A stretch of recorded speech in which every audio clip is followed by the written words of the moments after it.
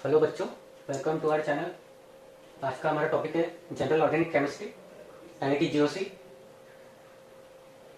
आज हम जीओसी के प्रीवियस ईयर के क्वेश्चंस करेंगे। तो चलिए शुरू करते हैं। पहला क्वेश्चन है the increasing order of the pK values of the following compounds is. पहला कंपाउंड दिया है फिनॉल, दिया हुआ है फिनॉल दिया हुआ है। दूसरा कंपाउंड दिया है पैरा नाइट्रोफिनॉल। ये पैरा पोजीशन पे नाइट्रो ग्रुप लगा हुआ है, पैरा नाइट्रोफिनॉल। तो क्या लिखेंगे? Para nitrophenol.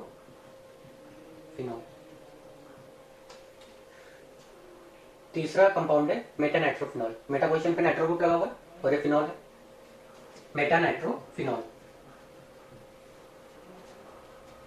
चौथा कंपाउंड है पैरा मिथॉक्सीफिनॉल। पैरा पोजीशन पे मिथॉक्सी ग्रुप लगा हुआ है। इसको कैसे लिख सकते हो? OMe को OCH3 लिख सकते हैं। OMe को OCH3 लिख सकते हैं। OCH3 को क्या कहते हैं? मिथॉक्सी। मिथॉक्सी पैरा पोजीशन पे लगा हुआ है तो पैरा मिथॉक्सीफिनॉल। अब इसका पीके वैल्यू देखना है। आपको पता है PK value is inversely proportional to acidic strength. PK value is inversely proportional to acidic strength. तो पहले एसिडिक स्ट्रेंथ निकाल लेंगे, फिर उसका उल्टा कर देंगे तो पीके वैल्यू आ जाएगी। तो एसिडिक स्ट्रेंथ पता करने से पहले आप मुझे बताइए कि एसिड का काम क्या होता है।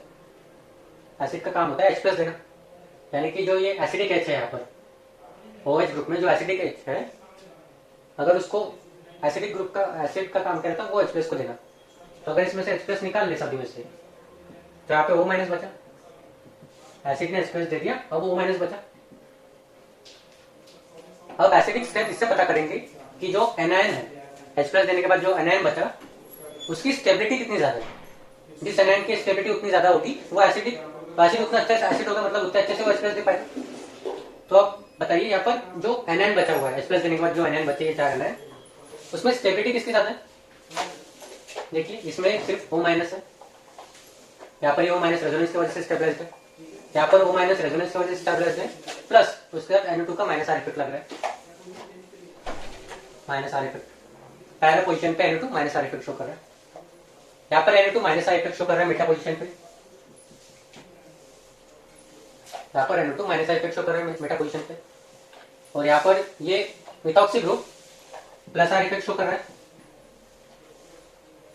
तो आपको पता है जो नेगेटिव चार्ज है यानी कि एनायन है उसको ज्यादा स्टेबलाइज कौन करेगा? -I वाले इफेक्ट, -R वाले इफेक्ट। तो यहाँ पे -R कौन शो कर रहा है? यहाँ पर NO2 और यहाँ पर भी NO2। ये NO2 पैरा पोजीशन पे लगा हुआ है, ये NO2 मेटा पोजीशन पे लगा हुआ है। तो -R सबसे ज्यादा उसको -R इफेक्ट सबसे ज्यादा एनायन को स्टेबलाइज करेगा। तो सबसे अच्छा एसिड कौन सा होगा? B वाला। फिर नेक्स्ट पोजीशन पे C, फिर उसके बाद बचे A और D। ए को कोई फर्क नहीं पड़ रहा है क्योंकि उसमें कोई सब्स्टिट्यूट नहीं लगा हुआ। इसमें सब्स्टिट्यूट लगा हुआ है मिथॉक्सी ग्रुप जो +R इफेक्ट शो कर रहा है। अब +R इफेक्ट -R ये O- है, उसको डिस्टेबलाइज करेगा। स्टेबलाइज करने की जगह वो डिस्टेबलाइज करेगा, तो ये सबसे लास्ट में होगा। तो अब बचा क्या? ए को बीच में। ये किसका ऑर्डर है? एसिडिक स्ट्रेंथ का ऑर्डर है।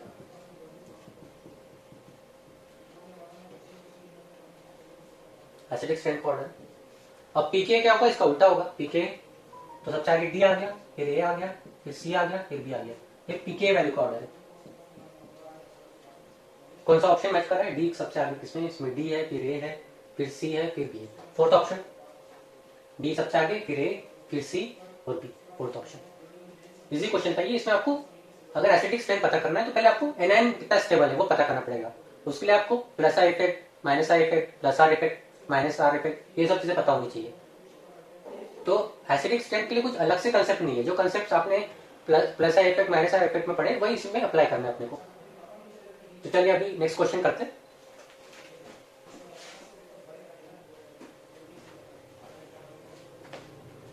तो नेक्स्ट क्वेश्चन है the correct decreasing order for acidic strength is. पिछला क्वेश्चन भी एसिडिक स्ट्रेंथ था, एसिडिक स्ट्रेंथ से रिलेटेड था, पर उसमें उसका इनवर्स बताना था, यानी पीके वैल्यू बतानी थी। पीके वैल्यू एसिडिक स्ट्रेंथ के इनवर्स होती है। इस क्वेश्चन में सीधा एसिडिक स्ट्रेंथ ही पूछा गया है।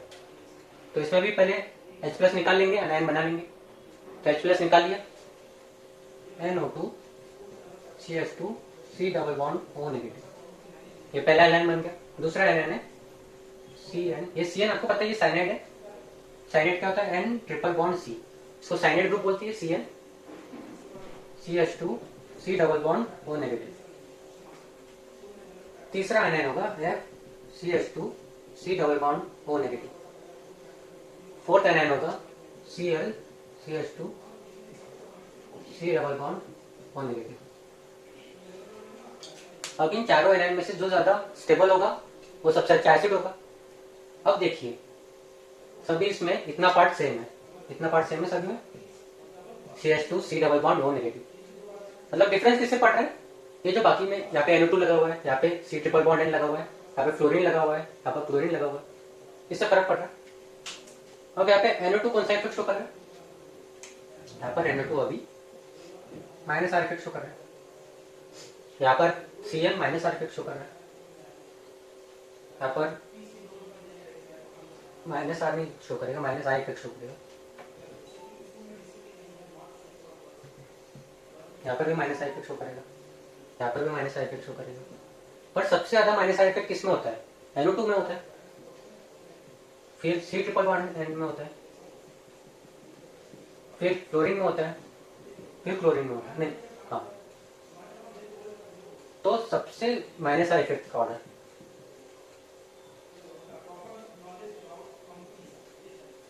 माइनस आई इफेक्ट का ऑर्डर। अब सबसे ज्यादा ये माइनस आई मतलब ज्यादा फोर्स से इलेक्ट्रॉन्स को खींचेगा, मतलब ये जो इलेक्ट्रॉन्स को खींचेगा मतलब माइनस आई के मतलब जो इलेक्ट्रॉन्स को खींचेगा मतलब स्टेबलाइज करके रखेगा। आपको मैंने बताया था जो एनायंस होते हैं उसको माइनस आई वाले इफेक्ट, माइनस आर वाले इफेक्ट स्टेबलाइज करते हैं। अब जिसमें सबसे ज्यादा माइनस आए वो सबसे ज्यादा स्टेबल एनायन। अब सबसे ज्यादा स्टेबल एनायन कौन सा होगा, ये वाला, कौन सा, NO2 CH2 double bond O negative. ये सबसे ज्यादा स्टेबल क्यों होगा, क्योंकि इसमें सबसे ज्यादा माइनस आई इफेक्ट है। सबसे ज्यादा माइनस आई इफेक्ट है सबसे ज्यादा स्टेबल एनायन, सबसे ज्यादा स्टेबल एनायन यानी सबसे जल्दी H+ देगा, सबसे जल्दी जो H+ देगा यानी सबसे अच्छा एसिड, समझिए। फिर उसके बाद आएगा C ट्रिपल बॉन्ड N, क्योंकि ये उसके बाद ये माइनस आई इफेक्ट सबसे ज्यादा देता है। फिर आएगा fluorine FCH2 C double bond O negative. फिर उसके बाद आएगा chlorine Cl CH2 C double bond O negative. तो ये मतलब फर्स्ट ऑप्शन ही सही था जो लिया था। तो चलिए अभी नेक्स्ट क्वेश्चन देखते हैं।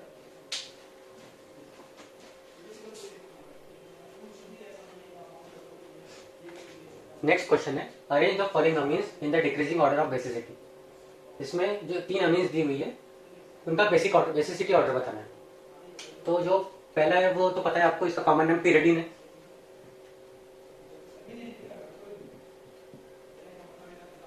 अब इसमें जो नाइट्रोजन है ये sp2 हाइब्रिडाइज्ड है,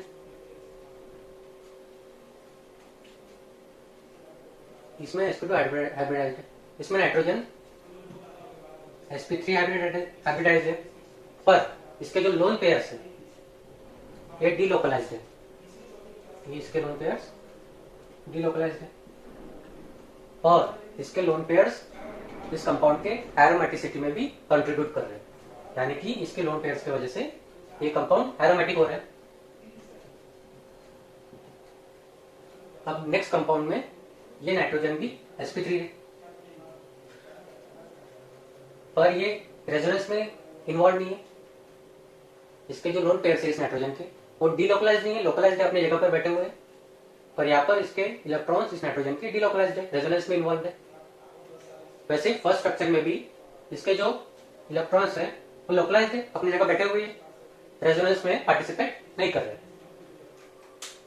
तो जिस स्ट्रक्चर में, जिस कंपाउंड में, इन तीनों में लोन पेयर्स अगर डीलोकलाइज्ड है यानी कि मोशन में है, रेजोनेंस में है, तो वो दूसरे को इलेक्ट्रॉन्स नहीं दे पाएगा, पर इन दोनों कंपाउंड्स में इलेक्ट्रॉन्स दे पाएगा।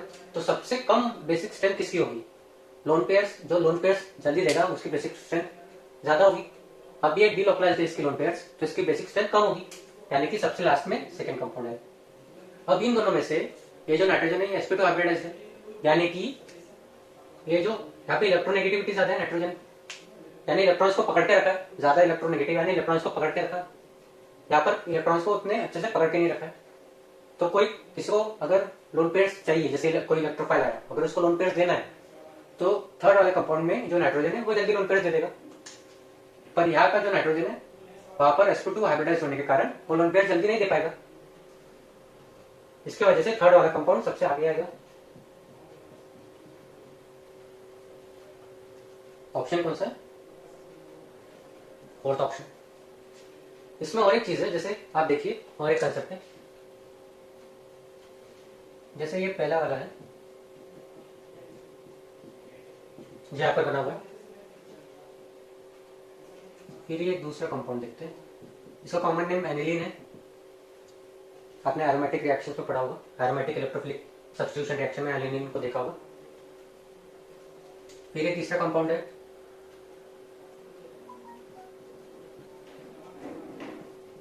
यहां पर दिया हुआ है, फिर ये चौथा कंपाउंड है जो यहां पर दिया हुआ है। अब देखिए ये जो लोन पेयर है रेजोनेंस में इन्वॉल्व है, और इस रेजोनेंस की वजह से इसको एरोमेटिसिटी प्रोवाइड कर रहा है। जब कंपाउंड के लोन पेयर्स रेजोनेंस में हो और इसकी वजह से एरोमेटिसिटी प्रोवाइड हो रही हो कंपाउंड को, तो वो जो लोन पेयर्स है वो ज्यादा इन्वॉल्व होते हैं, किसके मुकाबले? इस लोन पेयर्स के मुकाबले। यहाँ पर भी रेजोनेंस में पार्टिसिपेट कर रहे हैं, पर ये लोन पेयर्स उतने ज्यादा बिजी नहीं है रेजोनेंस में, ये लोन पेयर ज्यादा बिजी है रेजोनेंस में, मोर बिजी इन रेजोनेंस। यहां पर भी बिजी इन रेजोनेंस है, पर लेस बिजी इन रेजोनेंस।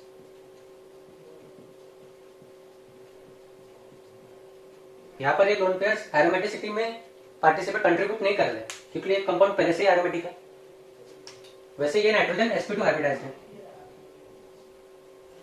ये रेजोनेंस में इन्वॉल्व नहीं है, नॉट इन्वॉल्व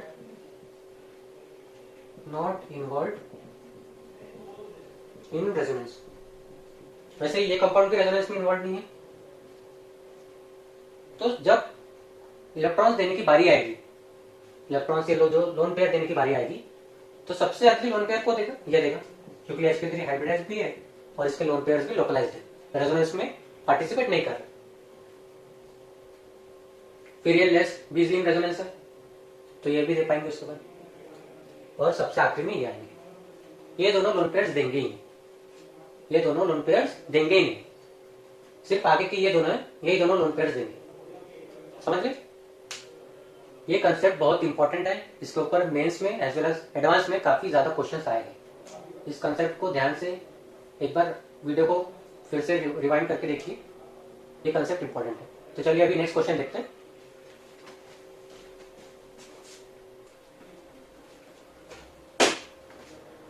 नेक्स्ट क्वेश्चन है, which of the following compounds is not aromatic? मतलब इन चारों में से कौन सा कंपाउंड एरोमेटिक नहीं है।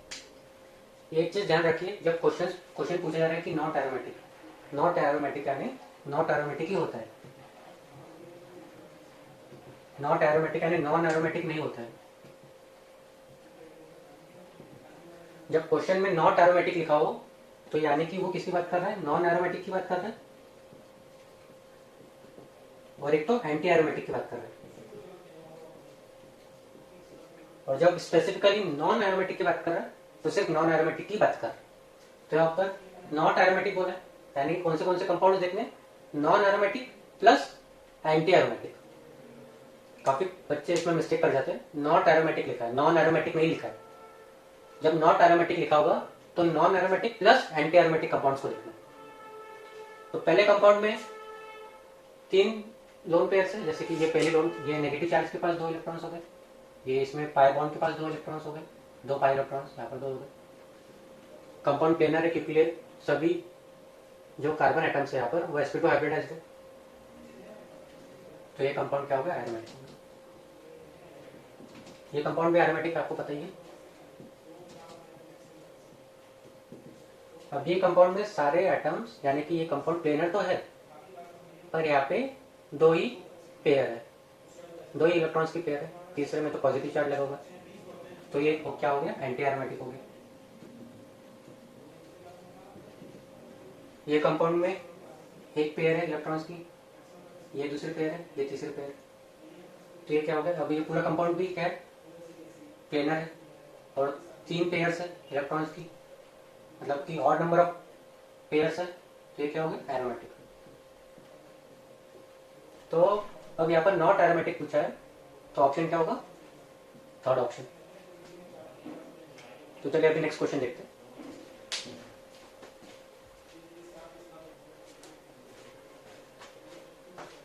तो आज का लास्ट क्वेश्चन देखते हैं, which of the following is the strongest acid. अब आपको मैंने बताया था जब आपको एसिड की स्ट्रेंथ पूछी गई हो तो पहले आपको H+ निकालना है, अनायन बनाना है, तो इसमें अनायन बना लेते हैं। H+ निकाल लिया, अनायन बना लिया। अब दूसरा अनायन बनाते हैं।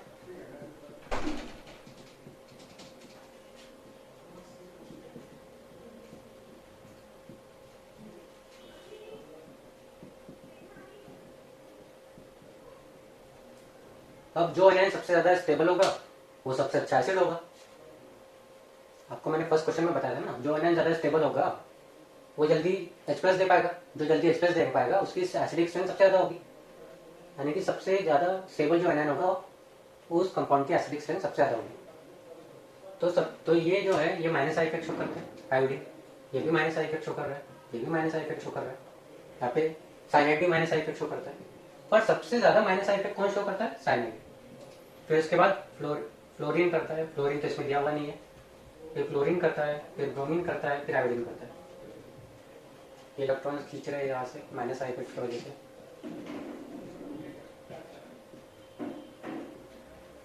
तो सबसे ज्यादा स्टेबलाइज्ड एनायन कौन सा होगा, Cn वाला।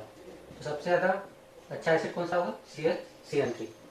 फिर नेक्स्ट कौन सा होगा, क्लोरीन वाला, CHCl3। फिर कौन सा होगा, Br वाला, यानी कि CHBr3। फिर कौन सा होगा लास्ट में, CHI3। इजी क्वेश्चन था। आज हमने 3 क्वेश्चन एसिडिक बेसिक स्ट्रेंथ के देखे और 2 क्वेश्चन एरोमेटिसिटी के देखे। अगर आपको वीडियो पसंद आए तो वीडियो को लाइक कीजिए, शेयर कीजिए। जीओसी के हम कल बाकी के क्वेश्चंस करेंगे, ऐसे ही पढ़ते रहिए, एग्जाम को काफी कम टाइम बचा है। Thank you.